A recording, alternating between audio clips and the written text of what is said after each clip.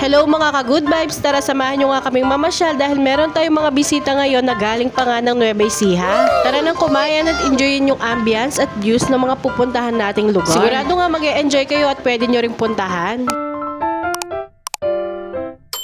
At heto na nga mga ka-good vibes, so punta na tayo sa ating first location. Ang unang location nga natin ay sa Clark Air Base. Alam nyo ba mga ka-good vibes, ay first time ko lang nga pupunta dito sa Clark Air Base. Eto na nga yung malawak na view na makikita nyo pagpunta nyo rito. Napakadaming airplanes na makikita mo ng harapan. At yung mga bisita nga pala namin na dumating ay yung mga tita at mga pinsan namin and titos na galing pa nga ng Nueva Ecija. Bali mga kapatid at pamangkin sila ni mama. Punta nga sila para makapag-banding naman daw kami. Kaya naman nga naisipan namin silang ipasyal dito sa loob ng Clark. Pagdating nga namin ay wala na kami inaksayang oras dahil kanya-kanyang selfie na, video pa, ganon, para may pang-upload tayo mga ka-goodbye. Tignan nyo naman at ang layo na nga ng narating ng maglolo. Kami naman nga eto kahit mainit ay nakapila pa rin kami dahil isa-isa nga kami nagpa-picture sa helicopter. At ayun na nga, nagsisimula na nga kami mag-picture-picture. Naku, kahit tirik na tirik yung araw, talagang go-go-go lang. Ang ganda kasi ng view tapos yung helicopter ay life size talaga. Shoutout nga pala sa aming mga titos and titas, mga pinsan na pumunta pa dito sa Angeles, Pampanga para lang makapag-banding kami. Maraming salamat po. Iba talaga yung saya kapag close kayo ng relatives at mga families nyo. Di ba yung nagbabanding kayo, may time kayo sa isa't isa kahit busy na yung mga buhay-buhay. Di ba yung kahit papano ay may banding moments pa rin kayo? At kung taga Pampanga ka nga, siguradong alam mo na rin to. Nakapamasyal at siguradong nag-enjoy na rin kayo. Usually talaga mga ka-good vibes, kapag namamasyal kami dito ay mga hapon na, yung medyo palubog na yung araw para hindi mainit. Pero kung gusto nyo naman pumasyal ng mas maaga, ay pwede rin naman dahil marami namang puno yung pwede nyo silungan. O diba, puro selfie lang talaga kami dyan. Nakakatuwa nga kahit medyo mainit, ay nakikita namin na nag-e-enjoy pa rin sila. Dahil nga madalang lang to, syempre dapat sulitin natin. Kung mapapansin nyo ha mga good vibes, yung si Rencia ay paborito niya nga yung lolo niya. Lagi siya diyang nakasama. Ayan nga yung mag-ama ko at magkasundo sila ngayon. Kasama nga pala nila yung napakaganda namin ninang na si Ninang Ne.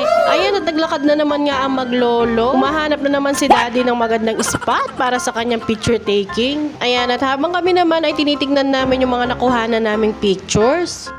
Pagkatapos nga namin mag-picture-picture ay sabi nga namin ni Mr. marami pa kaming park na pupuntahan dito sa loob. Dito kasi sa loob ay napakaraming ang park na iba't iba. Merong mga playgrounds para sa mga bata, pwede rin naman sa mga may nagde-date, ganon.